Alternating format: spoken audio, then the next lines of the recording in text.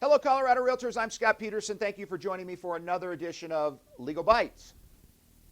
So today I'm going to be talking about two areas of the contract to buy and sell here in Colorado, and really two concepts as well that are memorialized in two different provisions in the contract. And I know that there's confusion because I get them on hotline calls. I hear about it in questions in the marketplace, and I think realtors are often, they conflate or confuse the two concepts. So one of them is right of first refusal, and the other is the conditional sale deadline. And there's a derivative of the right of first refusal that I know some of you might have clauses or use clauses for, and I'll touch on that as well. And I think that helps with sometimes some of the confusion there. So anyhow, first of all is the right of first refusal, or ROFR, as I like to call it. It's memorialized in paragraph 8.6 here, and I'm not going to read that to you because, candidly, I can't. I'm getting too old. But the gist of what that says is that if there is some other right, and this is really intended for some third-party right. So what this would be is a situation, and it's actually not all that uncommon in like mountain resort type communities where maybe it's through an association, a homeowners association or HOA, where the part pursuant to the documents, it'll say if that homeowner goes to sell the property within the condo community, they have to first offer a right of first refusal of any contracts that they might accept to other owners within that community.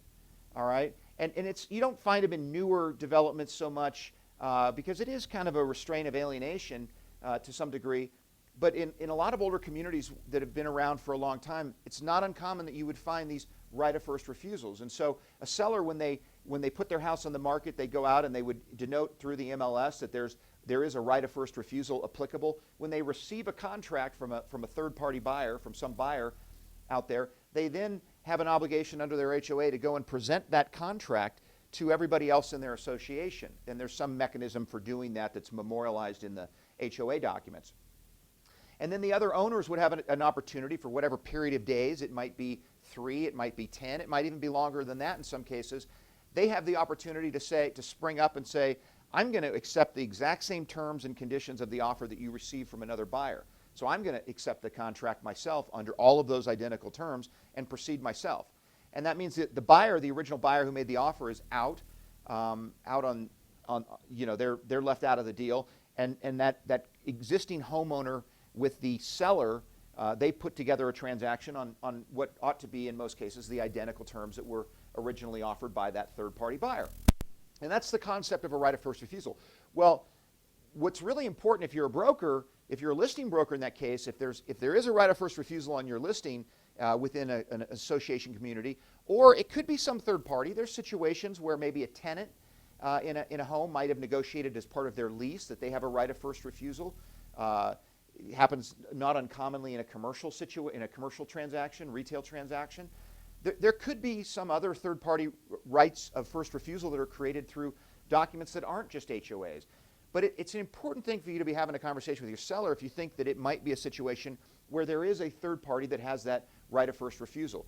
And if they do, then based on the terms of the right of first refusal, you've got to give your seller a sufficient amount of time to accept a contract with the buyer and then go present that contract that they've accepted up until that right of first refusal deadline to the person that has that right of first refusal, and also allow them time pursuant again to that right of first refusal agreement to actually accept and act on that document. And so it is not something to be missed, because it can certainly create liability for sellers if they were just to forget about that and blow through and go through a contract or even accept a contract that doesn't give them the right to have some third party approve it. All right? So be mindful of that 8.6, and it is something that comes up, I see, again, in usually commercial context, but most often in HOAs that have an existing ROFR built in for the other homeowners in that community. The second and other piece that I want to talk about is paragraph 10.7 of the contract, and this is the conditional sale deadline. So whereas the ROFR I would describe more as a seller contingency, the conditional sale deadline, and I don't have a cute acronym for that, it would be CSD, is a buyer contingency. And the conditional sale deadline is very commonly used, I think, among you all in contract. And this is a situation where a buyer basically says, in making an offer to a seller, they say, listen, I've got another property that I need to sell in order to move forward with this transaction. And so I'm going to put a date or deadline into the contract, and it goes in the blank. It goes in the dates and deadlines section as well. I'm going to put a date or deadline in there that gives me up until some date certain to either have my house under contract and sold, or I can terminate the contract if I don't. Now, if I don't do anything, then I'm just going to waive my ability to object to that. But I need to have a date certain out there where I can know that I've got my contract or a contract on my current home that I need to sell in order to perform on this contract. So I get confusion, or I get a lot of brokers that get confused or conflate the terms or how to use those two paragraphs.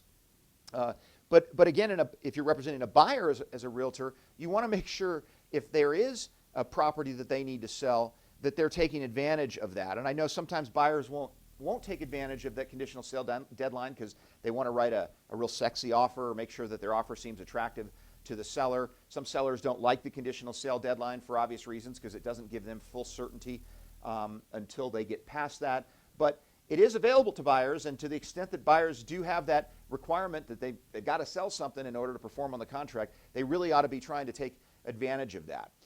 The other thing that I want to talk about very quickly is this concept of a third-party right of first refusal versus a buyer right of first refusal. There are contingencies that are referred to as rights of first refusal that might be a buyer contingency. And that would be a situation where sometimes maybe a seller would accept a contract that was maybe a little bit weak in their eyes. It's not a great contract. So the seller might say, I'm going to keep marketing this property, and if I get another better offer, or if I get the same offer, or if I get, however that's defined, then I'm going to present you, buyer, with an option. You're going to, even though we have a contract now, it's a soft contract, and on or before this deadline, after I give you notice, you're going to have to either waive your contingencies or you're going to move forward. So in other words, you now have a right of first refusal on any subsequent contracts that may come in the door. And that's something, there's clauses that I know some law firms have prepared for that, and brokerage firms have, but that's a right of first refusal that would then shift that right back to the buyer within the same contract, and would often be put into the additional provisions. As any time you're using the additional provisions, I caution you guys to make sure that you've got good language that's going in there that actually is accomplishing all of the things that your respective party, whether it's the buyer or the seller, want to accomplish in using that. So if you're writing clauses yourselves, be very, very cautious. I would really encourage you guys to invest in some language with an attorney that makes sure that if you're representing a seller or a buyer, accomplishes in that right of first refusal that would go into an additional provisions paragraph, that accomplishes what you want to accomplish. So anyhow, the last thing I'll point out is in that conditional sale deadline, a lot of people believe that it's the buyer has to have or can have the property under contract. Well, what the on or before the conditional sale deadline. Well, what the contract says is that it's sold and closed on or before the conditional sale deadline. So do understand that distinction. I find a lot of confusion in the brokerage community related to the difference between having a buyer having their former home or the home that they're selling under contract rather than having it sold and closed, which is what the actual provision describes. So think about those things. As always, if you have questions about either of those contract provisions or anything else for that matter, feel free to reach out to the hotline. It's available from 9 to 12 and 1 to 4, Monday through Friday. And we always like hearing from you guys around the state. Thanks for joining me, and we'll see you next time on Legal Bites.